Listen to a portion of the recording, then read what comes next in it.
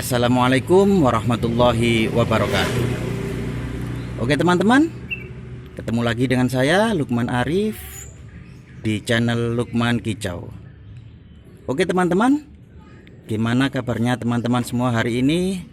Semoga teman-teman semua hari ini selalu dalam keadaan sehat walafiat dan dilancarkan rezekinya oleh Allah Subhanahu wa Ta'ala.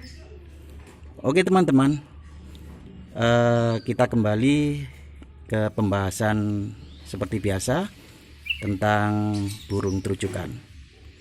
Oke teman-teman, burung terujukan kalau di rumah agar rajin berkicau, sebaiknya teman-teman di rumah harus memiliki burung terujukan lebih dari 1 ekor teman-teman. Jangan cuman 1 ekor saja, agar burung terujukan di rumah rajin berkicau.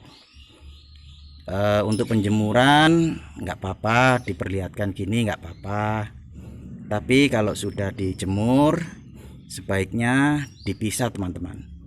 Jangan sampai terlihat satu sama yang lainnya, agar burung terujukan bisa berbunyi satu sama lain bersautan.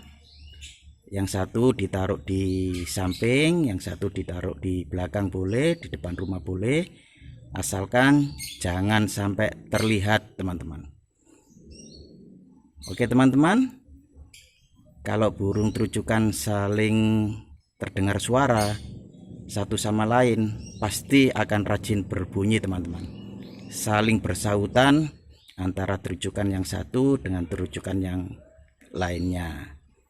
Lebih dari 2, lebih dari 3 boleh, asalkan jangan memiliki burung terujukan di rumah cuma 1 ekor, nanti kurang rajin berbunyinya.